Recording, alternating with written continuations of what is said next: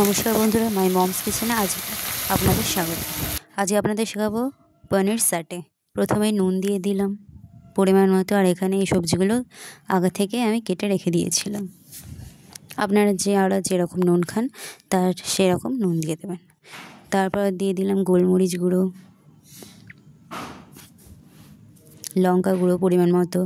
আপনারা যারা যেরকম লঙ্কা খান, যেরকম যারা ঝাল খান আপনারা সেরকম বুঝে আপনাদের দিয়ে দেবেন।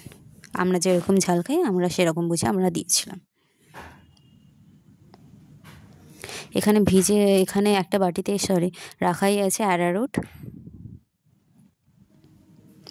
এর উপরে সামান্য পরিমাণে ময়দা দিয়ে দিলাম,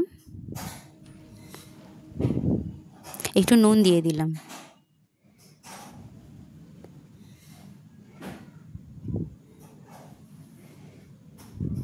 তারপরে শিলনোড়াতে সামান্য পরিমাণে একটু আদা বেটে নিয়েছিলাম।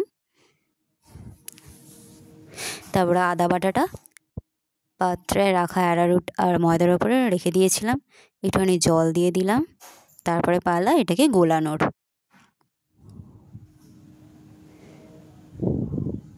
হ্যাঁ, একটু গোলমরিচ গুঁড়োও দিয়ে দিয়েছিলাম, যেহেতু আমরা একটু ঝাল ঝাল টাইপসের খাই রান্নাবান্না, তাই।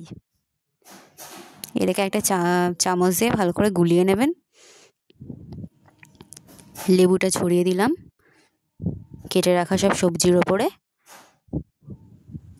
আর ওটার ওপরেও একটু দিয়ে দিলাম।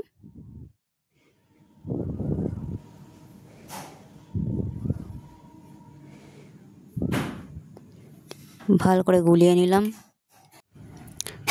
সব কিছু দিয়ে দেওয়ার পরে এইগুলো ভালো করে নাড়াচাড়া করে নিলাম,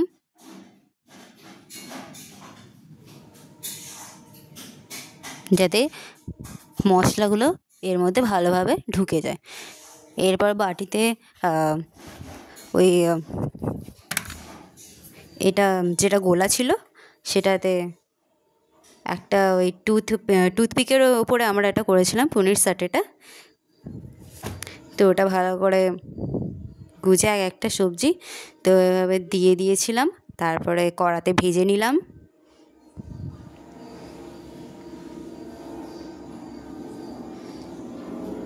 তারপর একটা পাত্রে সয়া সস নিয়ে নিলাম। এটা যদিও বা সয়া সসটা একটু বেশি পরিমাণে হয়ে গেছে, আপনারা কম নিতে পারেন। একটু দিয়ে দিলাম টমেটো সস, আর একটু এটা মনে হয় চিলি সস দিয়েছিলাম, ঠিক মনে পড়ছে না এটা। যাই হোক, এটা আপনারা দিতেও পারেন নাও দিতে পারেন। আর এতে সামান্য পরিমাণে জল ঢেলে দিলাম। এটাও ঠিক একইভাবে গুলিয়ে নিয়েছিলাম। তারপর কড়াতে দিয়ে এগুলো সব নাড়াচাড়া করে নিলেই হয়ে যাবে। ওই যে আগের যেগুলো ভাজে দিয়েছিলাম ওইগুলো তুলে নিলাম, এখানে দেখতেই পাচ্ছেন। তারপর সয়া সসটা আগে ঢেলে নিয়ে ওগুলো দিয়ে দিয়েছিলাম।